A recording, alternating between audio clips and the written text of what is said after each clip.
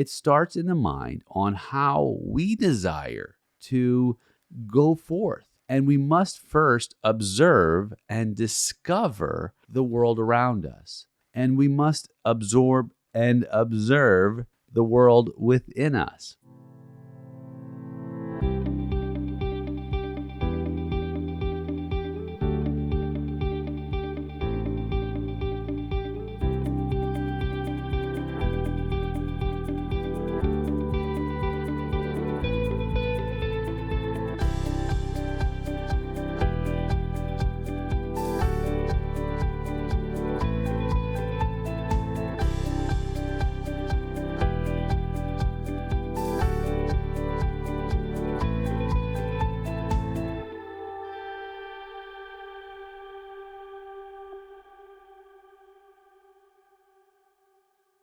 Hello, my friend, and welcome back to another episode of A Call to Leadership. I'm Dr. Nate Sala, and this solo episode is all about an introduction to servant leadership, why it's important, how it can benefit us and those around us, and compel us to lead through serving well. Well, I'm so glad to have you on this episode on awareness. Servant leaders have an awareness, and we're running through Larry Spear's analysis of Robert Greenleaf's work on servant leadership. And if you've heard any of the previous episodes, you've heard me talk about Robert Greenleaf, and he was an executive at AT&T who really started breaking down from a philosophical perspective what the servant leader might look like. And of course, an entire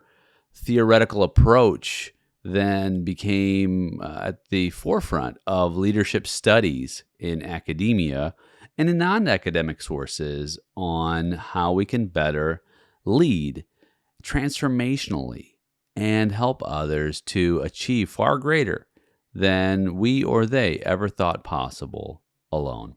So this idea of awareness, it reminds me of a story when I was a kid.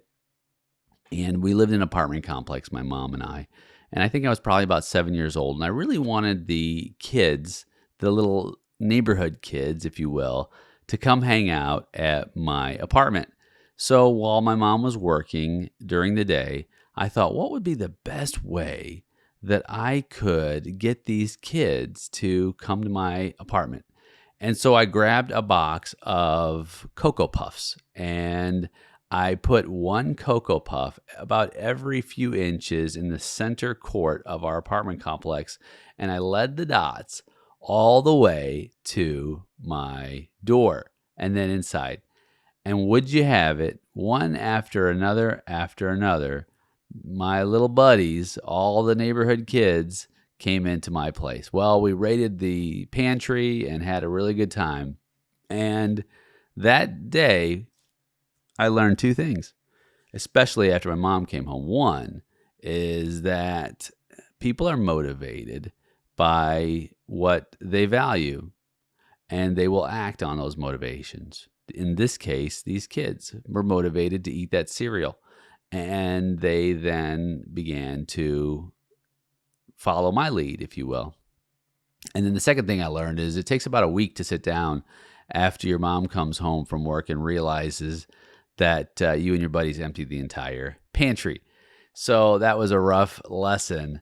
But the beauty of the first part was it was really an exercise in discovery and awareness. And as leaders, one of the first aspects of leadership is discovery, because discovery both internally, self-discovery, and externally, the world around us, helps us to develop awareness, both self-awareness and awareness of the world. And so if we're going to break down leadership and understand how leadership manifests, it really starts in the mind. It starts in the mind on how we desire to go forth. And we must first observe and discover the world around us. And we must absorb and observe the world within us. In fact, there's an old Latin phrase, which is noce te ipsum, which means know thyself. Knowing thyself, this idea of self-awareness, is really the beginning of how we can learn to lead others and serve them well. Now, one way to do this is to practice reflection rather than deflection. We often deflect rather than reflect on our stimuli. For example, I remember just last year, I was parking my car and I was trying not to give any door dents to the cars around me. And unfortunately, I dinged a car and I was so upset because I was trying to be so careful, but I wasn't. I went upstairs to my office thinking about what I'm going to do because I was at work. And I decided, you know what? I don't know whose car it is, but I'm going to write a note to say I'm sorry on the top of an envelope, and I'm going to put $100 in it. I actually did a little research on how much it costs to do a paintless dent repair or a PDR of a very small door ding, and I read that it was an average of $85. So I thought, okay, $100 should cover it. And then I put the note on the car window, and I was very proud of myself. I was happy. And then I shared it with one of my colleagues, a very good friend of mine, who said, wow, Nate, that's impressive. But why didn't you leave your name and your phone number? And I thought to myself, wow, what a great question. And I just paused for a moment and I said, honestly, I would think probably because I didn't want to be bothered anymore. And so I thought I was doing a good deed, but really there was more good that I could have done by leaving my information and saying, hey, if it's more, let me know. But maybe I thought in my mind that this person might say, oh, wow, it's going to be $150. It's going to be $200, or maybe chew me out, or anything that I just didn't want to deal with. And so my friend helped me to understand that better. And here's what he said. He said, I'm so glad that you reflected on that instead of deflecting, because the natural route might have been maybe another way I could have responded and said, you know what, that's plenty generous. I mean, $85 or $100 on what was normally $85. Who even leaves money when someone dings a car? I mean, it's almost unheard of. In fact, it's never happened to me. And I talk with many people and they say, no one's ever left me money. And so that's an example of reflection, right? Having an awareness of, it's possible I could have even done more in this situation. So what did I do? I told my colleague that the next time I'm at my office, I'm going to find out whose car that is, if it's a car that's there daily. In other words, if someone works in that same building. Sure enough, I asked the cleaning individual, and this person said, yeah, that's a car that belongs to this person in the office. I explained the whole thing, so they didn't think I was some kind of a weirdo, but they know me from the office anyway. And I went into the office of the person that owns the vehicle, and I said, hey, I just want to let you know I'm the one that dinged your car. And this individual got a huge laugh out of it. I laughed and then asked me if I was a Christian. And I said, well, yeah, I am. And so it turns out this person was also a Christian and thought that was a very noble and respectful thing to do. Not necessarily that you have to be a Christian to do a good deed, right? But the point is that I went through that process of becoming more aware of how to better serve. And sometimes it's uncomfortable, right? But at the same time, it's liberating because I am truly beginning to walk in service of others. So in this case, how does awareness come about? Well, it came about through discovery, through conversation.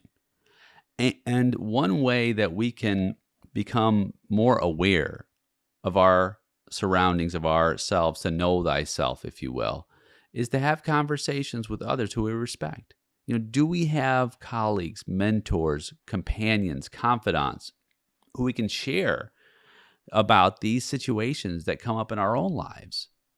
Perhaps a mentor And sometimes mentors don't have to be someone who you regularly interact with, although that's fantastic. Sometimes they can be what we call mentors from afar. Perhaps someone who you admire and respect, that you watch their YouTube channel, or you listen to their podcast, or you read their book, and you're able to gain more awareness on the external situation. And then, of course, there's internal awareness. And I remember when I was back in grad school, and one of my first courses, I had to take all of these assessments and these inventories. So the Myers-Briggs, and there's a spiritual inventory. There was the global leadership inventory, and a number of others. And what they did was cause me to reflect on who I am. And I found that in some of the findings, there were some correlations and some patterns that developed that helped me to become more aware. And one of those patterns was that I had a high level of agreeableness, and which is interesting because when I was younger, I had a very low level of agreeableness. I was very argumentative, and I had problems getting along with people. So at some point, that turned into a high level of agreeableness. But at the same time, that was also a problem because I was perhaps agreeing more than I should have. And what happens when we agree more than we should? Perhaps we overcommit. I know I overcommitted very often to projects, or when I was engaged with a friend and the friend wanted to go out or have me help them, I would say yes a lot. If it was at church, I would often have so many ministries that I was a part of because I was always saying yes because I was so agreeable. I wanted to help. Well, that wasn't good at all because it spread me so thin that I was unable to stay committed. And friend, that's an issue with integrity because it compromised the integrity of my commitments. So through that self-awareness and self-assessment, I realized that I needed to say no. And it was okay to say no. In fact, it's been said by the late Steve Jobs that that true focus is saying no to some of the things that you would absolutely love to do. Let me repeat that.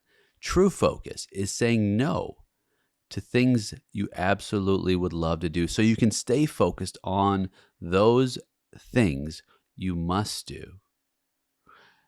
And for me, that was liberating to begin to say no. It's difficult at first. It really is, especially if you're the kind of person like me where you have that high level of agreeableness and you want to help. You want to help everyone, but you only have so much of a time resource, and we're entrusted by God to use it wisely. And so that's where it becomes easier to say no and say yes to the things that we know that we should be committed to. In fact, I've said it like this. If we were to give less, do less so we can give more our best. Do less and give more our best. That was an outcome of a self-assessment. So I encourage all leaders to take different assessments and inventories. And the Myers-Briggs is good. There's the predictive index is very good as well. And of course, there are a number of others. Spiritual leadership inventory, spiritual gifts inventory is another one. The global, the jelly is another good one. I can't recall what the acronym stands for. I know it's a global, I think maybe executive leadership inventory if you're in business. And begin to know thyself so that you can see your blind spots and you can see your weak spots. And this is all part of awareness, this awareness realm, if you will.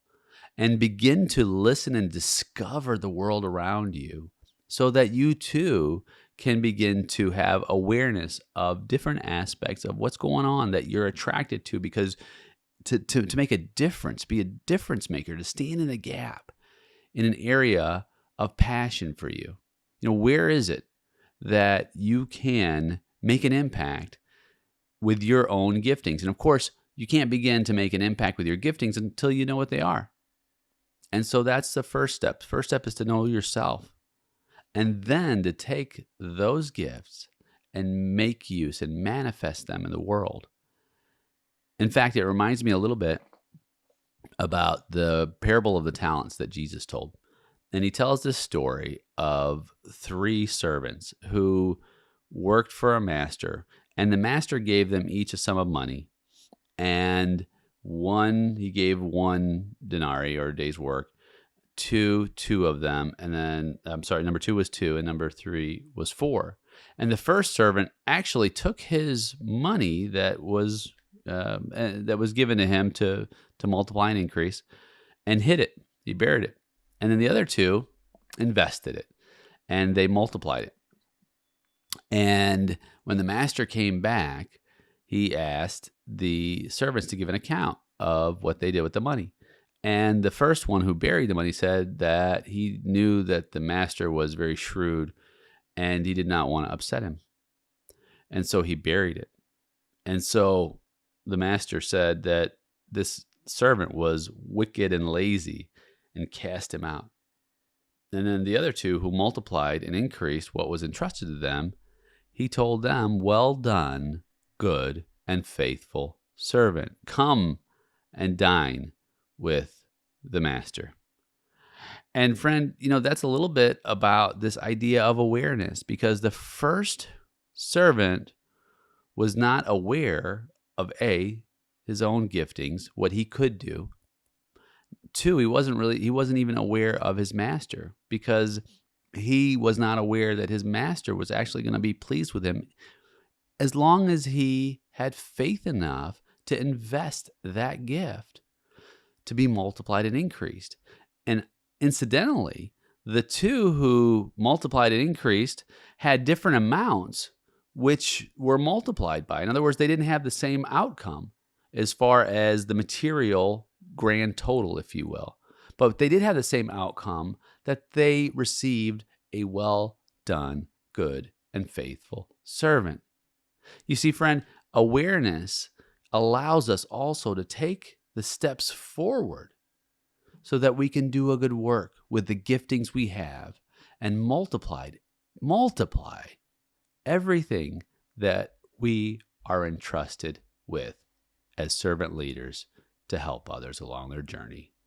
My friend, today is the day. I hope this week you will work on and really start embracing this idea of awareness, internal awareness and external awareness, in an attitude of discovery, observation, exploration, because there's so much to learn.